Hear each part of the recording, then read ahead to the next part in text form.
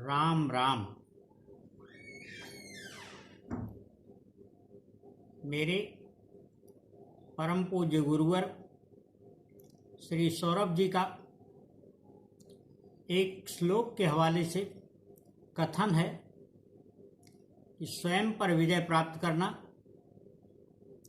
लाखों शत्रुओं पर विजय से श्रेष्ठ है।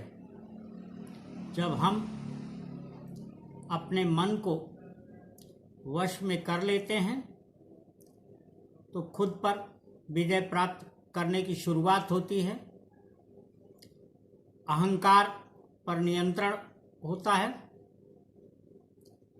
गर्व एक सीमित अर्थ में, एक सीमित स्तर तक स्वाभिमान में बदलता है। वह बहुत स्पष्ट रूप से कहते हैं कि मनुष्य में स्वाभिमान का होना बहुत आवश्यक है। स्वाभिमान के संबंध में न केवल वह बल्कि बहुत पहले से अनेक ऋषियों, मुनियों, ज्ञानियों, विज्ञानियों, समाजशास्त्रियों, संत महात्माओं ने बहुत सारी बातें कही हैं। शालीनता, विनयशीलता, क्षमाशीलता वे गुण हैं जो हमें प्रियता की तरफ उन्मुख करते हैं। प्रियता स्वयं से बढ़ती है। स्वयं से प्रेम सर्वोत्तम प्रेम है। और जब मनुष्य को स्वयं से प्रेम होता है, स्वयं से प्रेम होने लगता है, तो वह अन्य लोगों के प्रति भी वैसा ही भाव रखता है। यह परम स्वाभाविक है कि हम जिससे प्रेम करेंगे उससे हमें प्रत्युत्तर में या प्रतिक्रिया में प्रेम ही प्राप्त होगा। यह विज्ञान का नियम है कि हम जिस पर जितना बल लगाते हैं उतना ही प्रतिरोधी बल हमारे विरुद्ध तैयार होता है। कहने का आशय यह है कि हम अहंकार से मुक्त हों। अहंकार क्यों? हम सब जानते हैं कि एक निश्चित समय पर किसी भी प्रकार की कोई शक्ति हमारे काम नहीं आती। और अपने रोजाना की जिंदगी में भी हम देखते हैं कि बहुत सारे वह लोग जिनके पास सभी प्रकार की शक्ति है, सामर्थ्य है, उनका कुछ भी काम नहीं आता है। जब विपत या संकट की स्थिति उनके समक्ष उत्पन्न होती है, चाहे वह आपदा अर्थात प्रारब्ध के रूप में हो अथवा उनके स्वयं के द्वारा तत्काल उत्पन्न की गई किसी स्थिति की प्रतिक्रिया स्वरूप हो। इसलिए बहुत आवश्यक है श्री रामचरित मानस, रामायणम और अन्य भाषाओं में रचित रामायणों के निष्कर्ष के आधार पर हाल ही में रामायण धारावाहिक समाप्त हुआ है और इस समय उसका उत्तरकांड प्रसारित हो रहा है। कल 2 मई को उसका भी समापन हो चुका होगा। उसकी एक ही शिक्षा अब तक मेरे मन मस्तिष्क में प्रमुखता से आई है, वह ये कि जब शक्ति अपने वश में होती है तभी तक उसकी उपयोगिता है, तभी तक हम उस पर विश्वास कर सकते हैं। शक्ति जब स्वयं से निकल जाए तो वह शक्ति फिर अपने नियंत्रण में नहीं होती और फिर उससे जो स्थिति पैदा होती है वह स्वयं के लिए भी नुकसानदेह होती है। बहुत सारे लोगों का तो विनाश करती ही है। बात की शुरुआत हमने स्वयं पर विजय से की थी। स्वयं पर विजय की अवस्था वह अवस्था है जब आपके प्रति, हमारे प्रति बहुत सारे लोग अनायास ही लालायित हों, आकर्षित होते चले आएं और उसका एकमात्र रस तत्व है मिठास, प्रेम की भाषा। प्रेम की भाषा की बहुत सारी परिभाषाएं पहले से ही हमारे समक्ष विद्यमान हैं।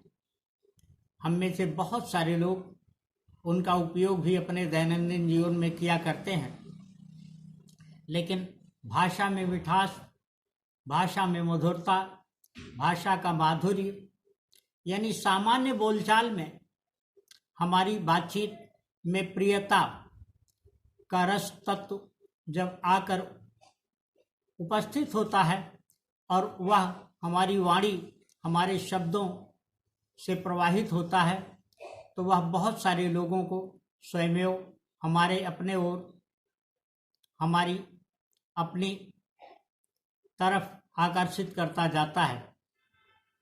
भाषा की मधुरता के बारे में हमारे शास्त्र भरे पड़े हैं। संस्कृत का एक श्लोक है, काकः कृष्णः पिकः कृष्ण का भेद पिकाकयो, बसंत समय प्राप्ते काकः काकः पिकः पिकः। रहीमदास जी ने इसी को एक बहुत ही सरल दोहे में कहा है, ऐसी वाणी बोलिए मन का आपा खोए, औरन को शीतल करे आपन आपहु शीतल हो। नीति शास्त्र के बहुत सारे दोहे वाणी में भाषा की विशेषता बताने वाले मिठास से भरे पड़े हैं, और वो सारे हमें यही शिक्षा देते हैं कि हमें अपने व्यवहार में ऐसी स्थिति रखनी चाहिए। तुलसीदास जी ने भी कहा है कि तुलसी मीठे बचन ते सुख उपजत चहुओर, वशीकरण एक मंत्र है तज दे वचन कठोर। हम ये जानते हैं, आपको ये जानकारी है कि वाणी में मधुरता न रखने और अट्टहास या व्यंग्य की वजह से एक ऐसी स्थिति उत्पन्न हुई जिसने महाभारत करवा दिया, और महाभारत के परिणाम से हम सब लोग बखूबी परिचित हैं। इसलिए हमें इस बात को ध्यान में रखने की आवश्यकता है कि हम अपनी वाणी में कभी मधुरता को गायब न होने दें। वाणी की मिठास बहुत सारे लोगों को आकर्षित करती चली जाती है।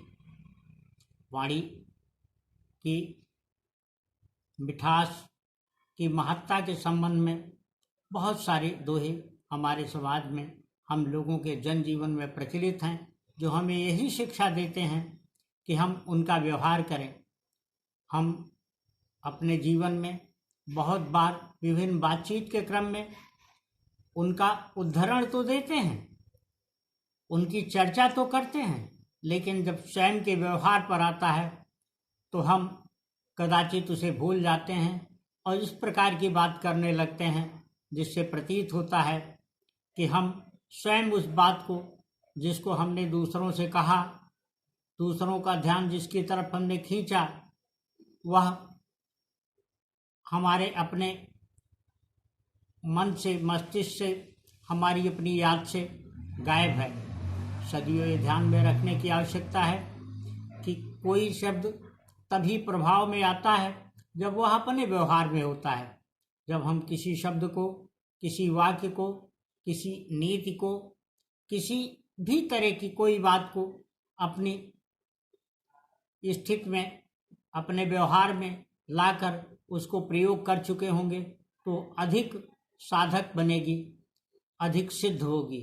और वाणी में मधुरता जब हम प्राप्त कर लेते हैं, उससे जो सिद्धि हमको प्राप्त होती है वह लोगों को अपनाने, उनके प्रति अपनत्व की भावना हमारे मन में बखूबी भरने के लिए होती है। इसलिए बहुत आवश्यक है कि भाषा में शालीनता को बनाए रखें, माधुर्य को बनाए रखें, मिठास को बनाए रखें, और यह मिठास एक ऐसी स्थिति उत्पन्न करती है जिससे हम निरंतर दूसरों के स्नेह को प्राप्त करते हैं, उनके अपने प्रति लगाव का हम आधार बनते हैं।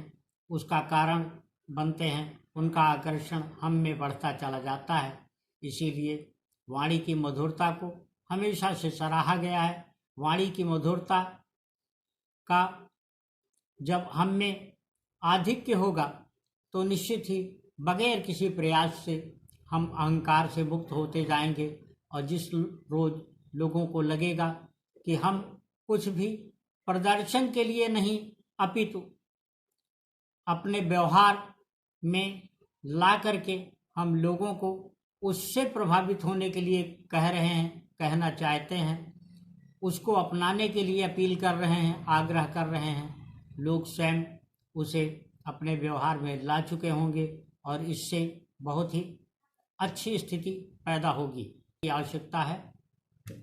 मधुर वचन है औषधि, कटुक वचन है तीर, श्रवण द्वार होय संचरय, सालय सकल शरीर। आशय स्पष्ट है कि हम मधुर वाणी से प्रत्यक्षता किसी का इलाज नहीं कर सकते, लेकिन मधुर वाणी बोलकर किसी को भी हम उस स्थिति में ले जा सकते हैं जैसे दवा अपना प्रभाव किसी के इलाज में छोड़ती है। मधुर वचन लोगों को बहुत ही सांत्वना देते हैं। हम रोगी के पास भी पहुंच करके अगर उसके प्रति ऐसी बातें करें, उसके प्रति सहानुभूति, अपनी करुणा, अपने प्रेम को व्यक्त करें तो उसमें भी आशा का संचार होने लगता है। वह भी जीवन के प्रति एक नई किरण देखता है, जीवन के प्रति विश्वास उसका बढ़ता है। और कई बार ऐसा होता है जब उसको चिकित्सा में बड़ी सहायता मिलती है। इसलिए इस बात को निरंतर ध्यान में रखने की आवश्यकता है कि हम अपने व्यवहार में माधुर्य को सदा बनाए रखें। यही हमारी अपनी कामना है और इसी के लिए हम स्वयं प्रयत्नशील होते हैं अपने लेखन में, अपनी वाणी में और अपने सभी व्यवहार के प्रति विनयशीलता को बनाए रखना चाहते हैं और उसके लिए प्रयत्नशील रहते हैं। राम राम।